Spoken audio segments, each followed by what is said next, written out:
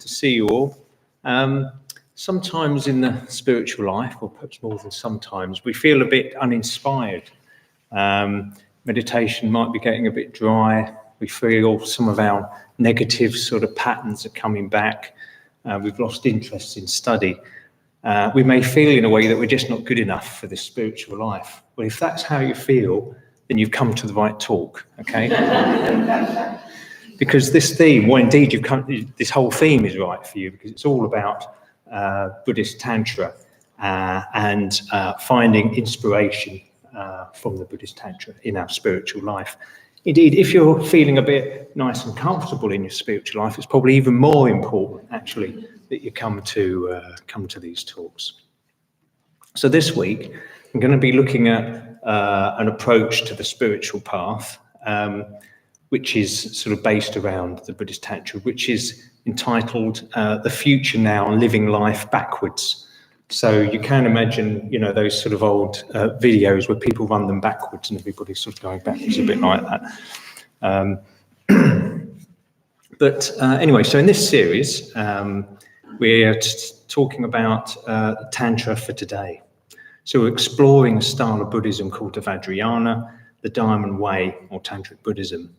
We've heard that this was in a sort of a third way that was developed at a time when the existing sort of ways or paths, Hinayana and Mahayana, had perhaps, at least for some people, had become a little bit stale, a bit staid. And the sort of dangerous, if you like, renunciance of the original Hinayana way back when, and perhaps the some of the sort of visionary Mahayana practitioners had been replaced by, to some extent anyway, by more grey-haired people based in monasteries and universities. Grey hair, I do that as I stroke my own hair, so although my hair is actually white, not grey, to be fair. But yeah, so it became perhaps a bit scholarly, talked about and debated from the safety of monasteries and universities. And the whole thing, perhaps for many people, not all by any means, had become a bit safe, a bit respectable, and perhaps a bit out of touch with ordinary people as well. So something new was needed. And this something was the Vajrayana, Tantric Buddhism. And in a way, it was really a resurgence of the original spirit behind Buddhism. It re-emphasized the importance of actual direct experience rather than abstract concepts. The importance of Buddhist practice in everyday life, not something that sort of is a bit out of touch, and the importance of harnessing our energies to really sort of transform ourselves. So it came with quite a radical, uncompromising kind of agenda.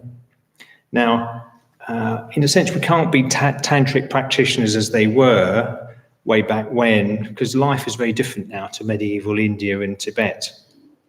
But there's a lot in the Vajrayana that we can use in our practice today, a lot that we can incorporate into our day-to-day life. So yeah, because the Vajrayana approaches can bring that inspiration, that vividness into our spiritual life. So the origins of the Vajrayana are quite interesting, really, because they developed, it seems, largely outside of monasteries, outside of the mainstream, and more in the villages, in the back streets, in the slums. And you'd have small groups of people, followers of sort of teachers, specific teachers, who are not monks, not nuns. And Tantra has been described as really a bit of a fusion of village magic, if you like, or shamanism, with Buddhism. So you can imagine when a magician casts a spell, they're generating very powerful emotions to achieve some sort of goal. Now, of course, traditionally this would have been things like maybe to bring rain. Of course, that's not something we would do in Sheffield at the moment. We would probably do it for sunshine and a lovely day. But also things like growing crops, destroying your enemies and all that sort of thing. And obviously this all seems a bit far-fetched to our sort of rational Western minds. But this approach of harnessing our energy and our powerful emotions and focusing them can still be really useful, because it can be really useful in achieving our inner goals. It can help us overcome our own sort of obstacles to practice and help change unhelpful patterns. So casting a spell is a way that really helps us, in a way, to really bring all our heart and all our energies to our practice, and also to bring, our deeper energies. So Vajrayana practitioners actually use ritual that are very much like spells, but the difference is they're looking to achieve spiritual goals. And in a sense, Vajrayana practitioners are magicians. They're magicians. So for this theme, this Sangha Night theme, we've been looking at various different aspects of the Tantra, including Tantric rites. And as I say, today, we're going to be looking at living life backwards. Now, Sangha Gita, a few weeks ago, talked about the myth surrounding magicians. And this is a myth that crops up in particularly traditional Celtic myths, including the Arthurian legends, and Merlin, the magician Merlin. And it was said that Merlin was born an old man, and actually became younger through life. Sounds quite a good way of doing things, isn't it? But became younger through life. So he's not like, when we say Merlin's the magician, he's not like a TV magician like Paul Daniels, or Tommy Cooper. To the best of my knowledge, they weren't getting younger. I mean, they would have liked to have got younger, I'm sure, with life, but they didn't get younger. No, what we're talking about here is a myth of aging backwards. Not something to be taken too literally, but something really which has something behind the myth that it's getting at.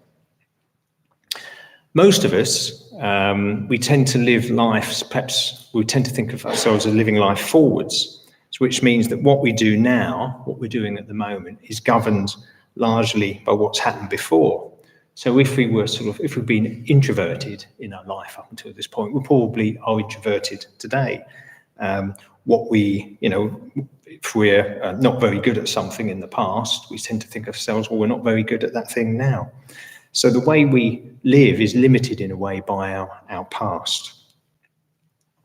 For a magician, though, like Merlin, the rules, in a sense, are different. The way we act in the present is actually determined more by the future. And what rules the way we live is what we could be.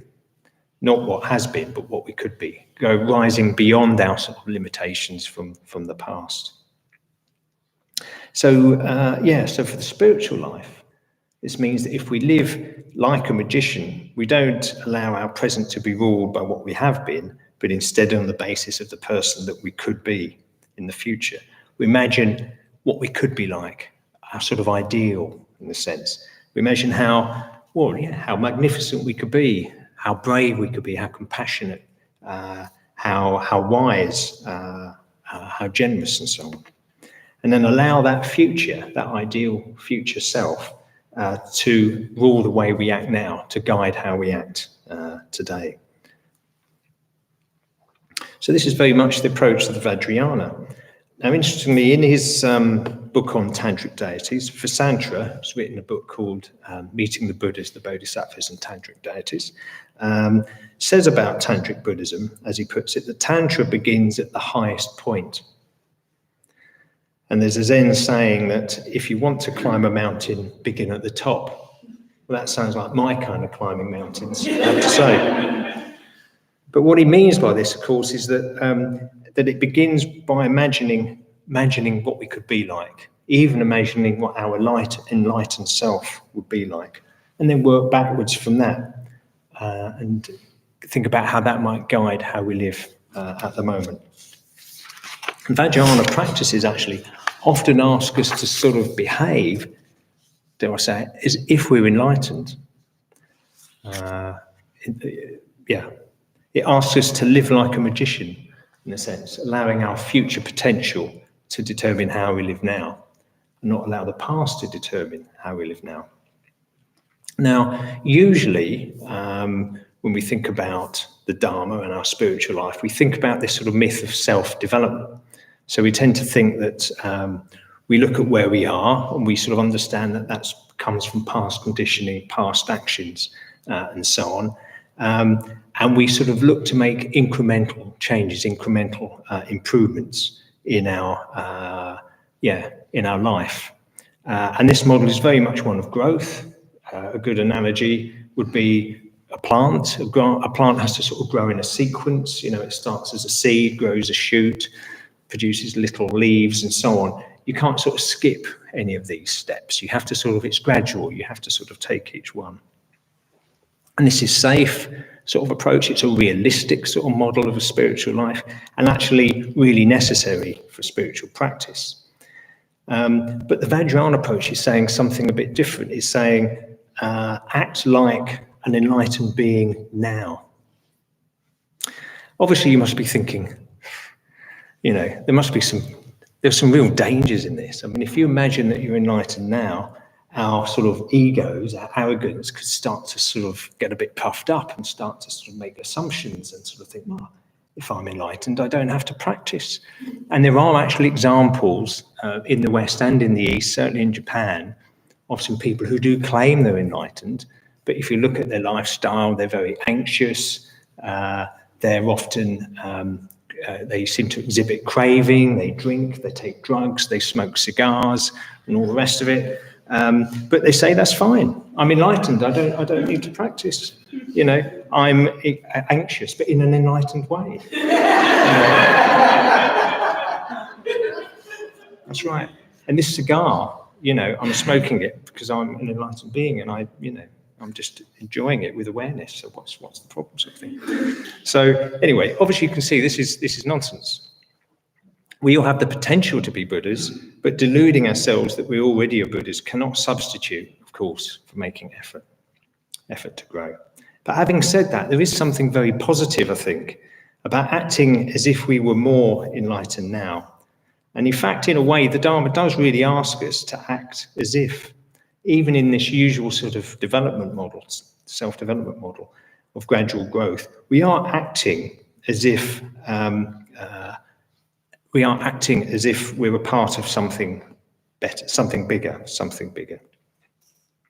So, for example, when we strive to keep precepts, we're acting as if we are already enlightened, even if we don't feel like it. Obviously, only an enlightened person can be perfectly generous, perfectly kind, or perfectly aware, of course. But as we teach on the intro course, if we perform acts of generosity and kindness, even if we don't feel totally generous and kind, then that's putting our energies behind generosity and kindness, and therefore we're likely to develop those qualities, as opposed to if we put our energies behind meanness or so and so on. So acting as if isn't really a very different way to practice, but it does give us a different sort of emphasis, and it can bring a real radical, quite vivid dimension to our practice. Yeah. So really it's asking us, in a sense, to live as if we're enlightened now, this instant, and not to wait for some future time. So you must be thinking, well, how can I imagine what it's like to be enlightened? In a way, it's not something, it's beyond our experience. We all suffer from craving, aversion, delusion, and so on. So it's something beyond our experience. Because enlightenment is not about concepts or ideas or even lists or whatever. It's ultimately an embodied experience. It's something that is sort of, in a sense, in a person. We can't really imagine it unless we've experienced it. So we're in this sort of catch-22 if we're not careful. So where do we start? So, well, I didn't have to look very far, I felt, for the answer to this, because we're called Buddhists. Interestingly, we haven't been called Buddhists for that long. Apparently it's a comparatively recent name. Certainly Buddhists didn't call themselves Buddhists. They called themselves, farers of the Dharma way and various other sort of things. But actually, it's actually quite a useful thing to call yourself, because calling yourself a Buddhist puts the Buddha right at the center of what we're all about. And really does emphasize that we are disciples, followers of the Buddha. And the Buddha, of course, was a person, and he did embody enlightenment. So in a way, the Buddha represents the goal. So one way of looking at this is we have to, in a sense, imagine that we are the Buddha, or we're striving to be like the Buddha. Obviously, at the time of the Buddha, his disciples who lived with him or saw him regularly were constantly reminded of the qualities of enlightenment because the Buddha was there present amongst them. And he obviously had those qualities about him. The way he spoke, what he did, even the way he walked. There's reports in the Pali Canon of how impressive he was to actually just admire and see. You could see the qualities in him. And many people became awake, stimulated, and so on just by seeing him, by being in his presence. But of course, he's no longer with us. But this has been a problem for centuries. And in the Pali Canon, that includes a large collection of the Buddhist teachings, there's a very famous sutta called Pingya's Praises of the Way to the Beyond, which gives us a bit of a clue, I think, about a way into this. In this story, there's an old man called Pingya who is in conversation with a Brahmin called Bavari. And Pingya is really praising the Buddha to high heaven. He's really going to town on this, really laying it on thick. And you can see the Brahmin is not too totally happy with this situation. And so the Brahmin says, if this Gautam is so wonderful, why don't you spend all your time with him? Why aren't you with him right now?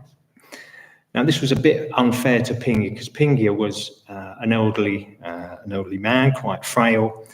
He was simply too old. He couldn't travel around with the Buddha. The Buddha travelled around India, the plains of India. He simply wouldn't be fit enough. So Pingya says, with constant mindfulness, it's possible for me to see him with my mind as clearly as with my eyes, in night as well as day. There's not a single moment spent away from him. So Pingya is keeping his mind focused on what he himself could become. And this becomes where his mind moves. It's his being, his present, and determines, as it were, by what future. In a sense, he's being moved by what an enlightened Pingya could look like, and not by Pingya from the past, because his mind is focused on something else, something higher, an ideal to which he aspires, in this case, the Buddha. So in what Pingya says, we get a foretaste of what becomes known as visualization practices, which are a big part of Tantric Buddhism. So he's not just reflecting on the Buddha and his qualities in some sort of abstract way. He's doing what later Buddhists have done throughout the centuries. He's visualizing the Buddha in a sort of quite a glorified visionary imaginary form that sort of represents the Buddha's inner magnificence, rather than just seeing the Buddha perhaps as an ordinary human body, but seeing him as this higher being. Now, towards the end of this sutta, the Buddha himself gives his sort of seal of approval of the way Pingya is practicing. And he tells him, let this practice free you. And he says, you too will go to the further shore, beyond the reach of death. And then towards the end, there's a very short, simple, quite moving sentence from Pingya where he says, you may consider this as mind released. So in this case, Pingya is saying, my mind is now freed. So Pingya is an early example of someone who achieves this release of the mind through meditating on the Buddha. He's an early example of someone who, as the Buddha puts it, goes to the other shore, not just by building on the past, but by bringing the future into the present.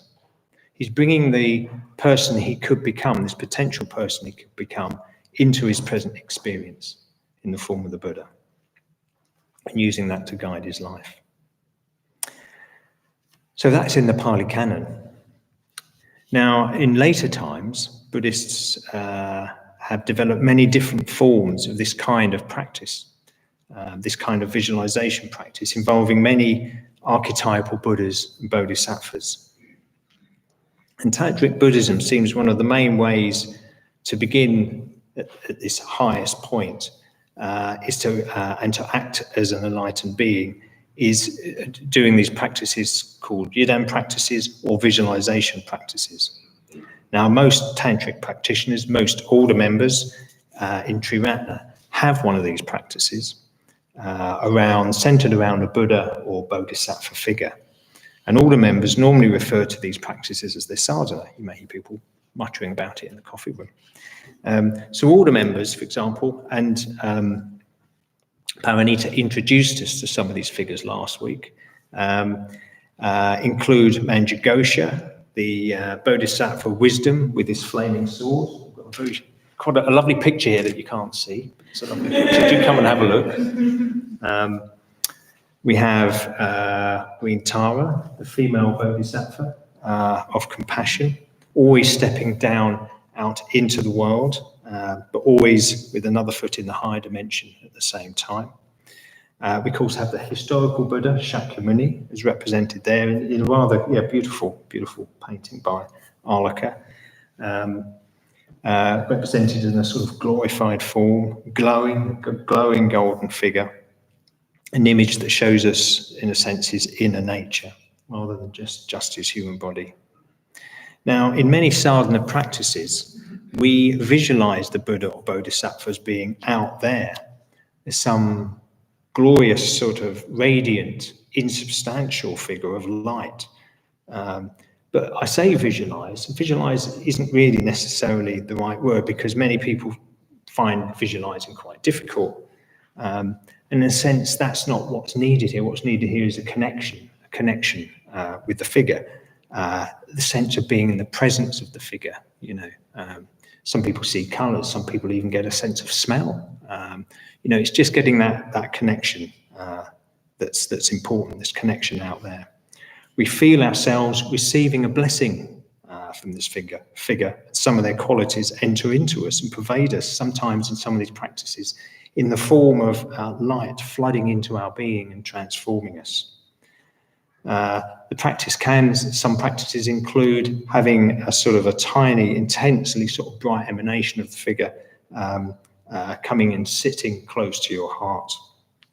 And then, having done this practice, we then go out into the world, but with a sense of this Buddha or Bodhisattva figure still inside us, or perhaps above our head, still there in a sense, guiding us in our lives. So this Buddha or Bodhisattva represents, in a sense, what we could become, our future enlightened self, really guiding us. Now, my sadhana practice is Amitabha. We have Amitabha on the shrine. And you may ask, why Amitabha? Well, for one thing, my preceptor gave me Amitabha, but he gave it to me for good reason. Because I was attracted very strongly to Amitabha very early on. He is Red Buddha, the Buddha of compassion, has many amazing qualities. He's often associated with the setting sun, with that gorgeous red light of the setting sun.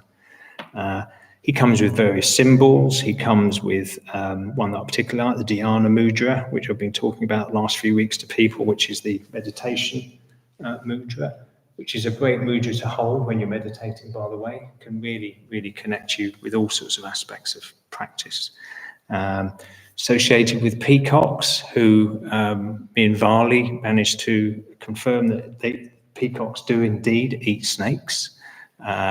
But the myth of it is that they transform the poison of snakes into those beautiful feathers. I don't know whether that's true, but I like the story. Now, I first came across Amitabha in a visualization that somebody called Vajratara led on a retreat back in, I think, about 2008 and 9. I'm pretty sure Mogavamsa was there. It's a beautiful visualization. And it was just sort of love at first sight as soon as I heard this visualization. And then that evening, we were in silence. That didn't mean no communication, but we were in silence. And I was, being a good student, I was reading for Santra's book, and I was reading the section on Amitabha. And Vajratara came up and obviously gave an approving glance to what I was reading. And then she sort of pointed at the figure, and then pointed at me, like this.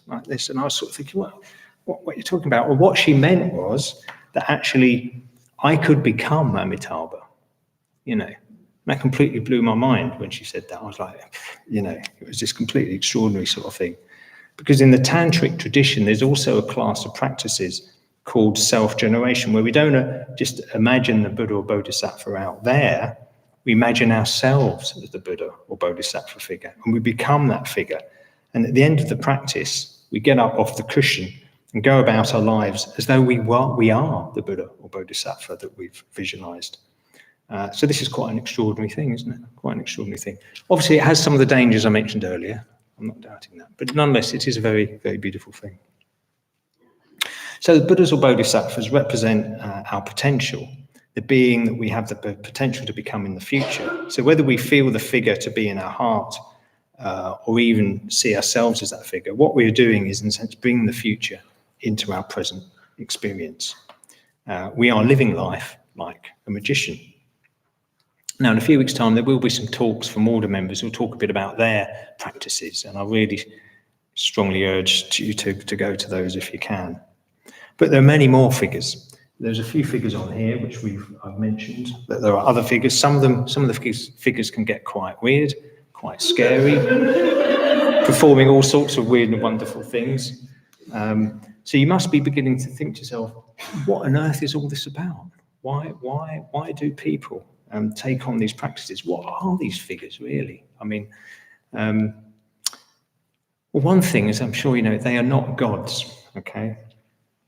Sometimes when people, from our Judeo-Christian sort of tradition, we see people expressing devotion to a figure, as we see here, bowing or making an offering. We sort of assume the figure must be some kind of a god, but that's not what it means at all.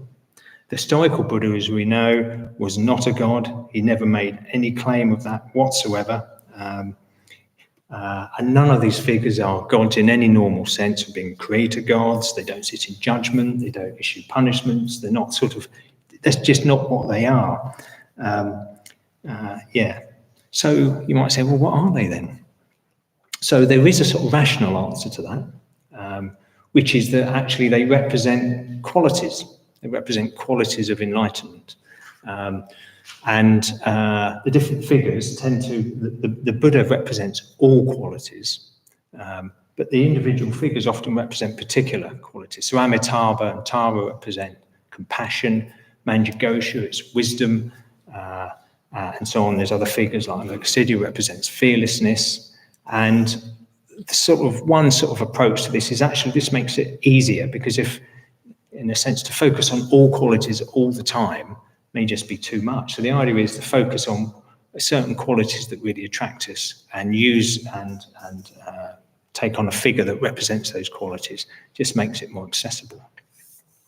So that's the rational explanation.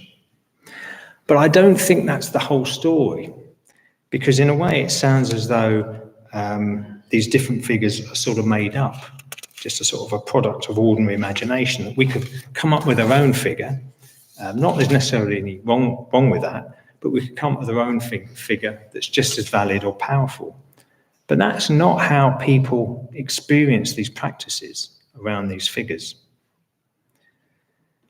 I think it would be truer to say something like this, that over the many centuries, people in deep meditation experienced these archetypes, these deep archetypes, found these deep forces within their psyche in a way, deep forces within reality itself, which expressed itself in visual form.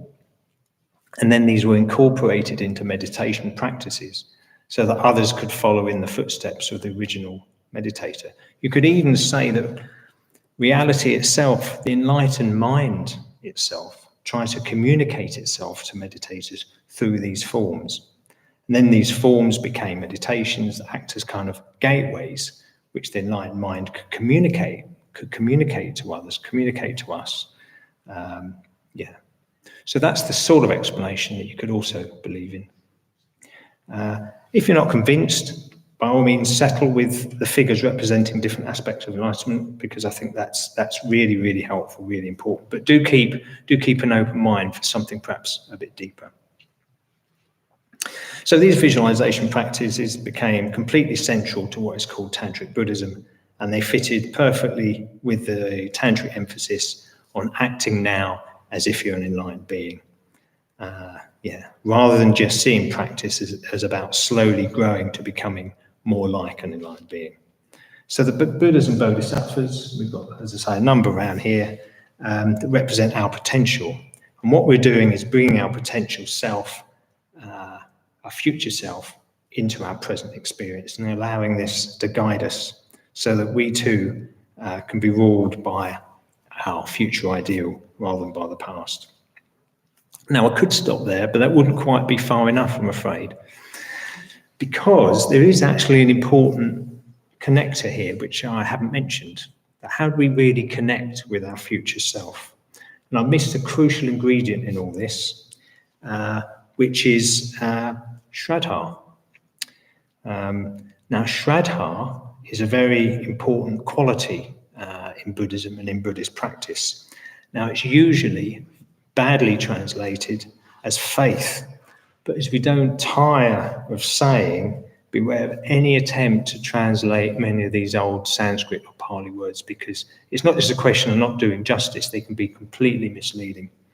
And I think this is a real case in point.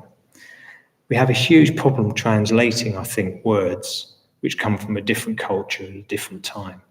Because a lot of us have this, as I say, Judeo-Christian sort of conditioning, which means as soon as we hear the word faith, we think of sort of blind belief in things, like, I don't know, the resurrection of Christ or something. We have these sort of, that's our view of what faith is, but that's not what Shraddha is. And maybe it's better if we just always use the word Shraddha. I think that's Savannah Garber's advice in these sort of situations. Because the meaning of Shraddha, and Sangha says it's the root meaning is to place the heart upon. And Sangha goes on to say, Shraddha is our response to the values that we place our heart on and to the symbols, teachings and people that represent these values to us. And this response, this heartfelt response, when we come up against something higher, something beyond, some symbol of something higher, this response is what in Buddhism we call Shraddha. Now, many people can experience a sort of inkling of this sort of response, this sort of resonating really with something higher or sense of something more. But many people experience this but don't do much with it. You're here, so you have done something with it probably.